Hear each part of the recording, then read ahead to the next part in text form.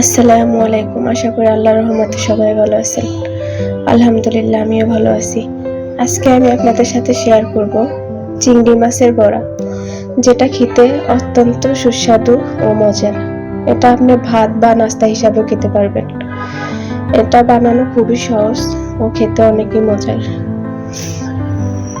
যদি ভালো লাগে আমার এই রেসিপিটি, অবশ্যই একটি লাইক ও সাবস্ক্রাইব করে পাশে থাকবেন ও নিজ ফ্যামিলির সাথে শেয়ার করতে পারেন। অবশ্যই ভালো লাগবে আশা করি আপনাদের কাছে। এখানে আমি মসুরি ডাল বেটে নিয়েছি, ধনিয়া পাতা, কাঁচামরিচ, পেঁয়াজ কুচি কেটে নিয়েছি।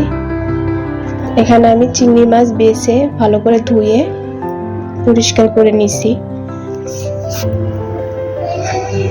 একটা বলের ভিতরে নিয়ে নিলাম মসুরি ডাল,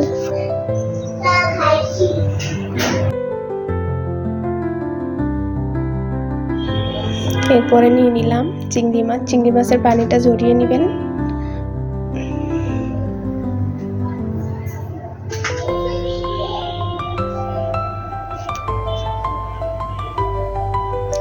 নিয়ে নিলাম পেঁয়াজ কুচি,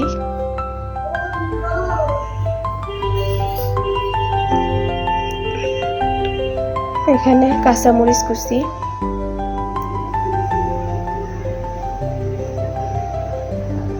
ধনিয়া পাতা, আদা রসুন বাটা, জিরা বাটা, লবণ, হলুদের গুঁড়ি, মরিচের গুঁড়া, সামান্য একটু বিট লবণ দিলাম। আপনাদের কাছে থাকলে দিবেন, না থাকলে নাই, না দিলেও চলবে। এগুলো সব একসাথে আমি মিক্স করে নিলাম। সবগুলো একসাথে ভালো করে মেখে নেবেন।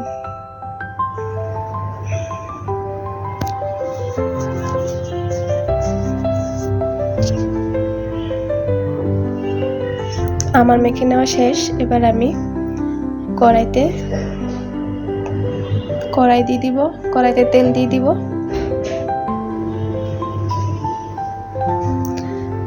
আমি এভাবে শেপ করে ভেজে নিচ্ছি বড়া। আপনারা আপনাদের পছন্দ মতন শেপ দিয়ে ভেজে নেবেন।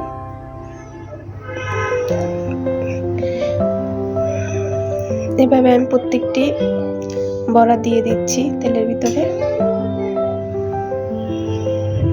এটা ভাজতে বেশি তেল লাগে না, আমি অল্প তেলে এভাবে ভেজে নিব সবগুলো।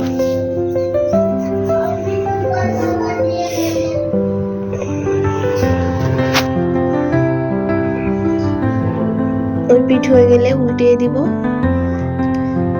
মিডিয়াম আঁচে ভাজতে হবে, বেশি চুলার জাল বাড়িয়ে দিয়ে ভাজতে যাবেন না, তাহলে পুড়ে যাবে কিন্তু ভিতরে হবে না। এভাবে সবগুলো উল্টিয়ে নিব।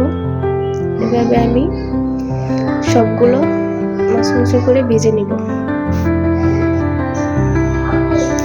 দেখুন আমার ভাজা হয়ে গেছে, আলহামদুলিল্লাহ অনেক ভালো হয়েছিল, খেতেও অনেক মজা হয়েছিল।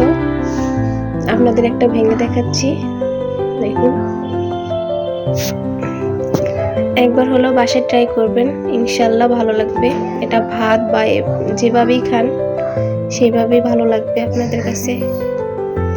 একবার হলো বানিয়ে খাবেন বাসায়, ফ্যামিলির সাথে শেয়ার করবেন। আমার ভিডিওটি যদি ভালো লাগে অবশ্যই লাইক সাবস্ক্রাইব করে পাশে থাকার অনুরোধ রইল। সবাইকে ধন্যবাদ। আল্লাহ হাফেজ।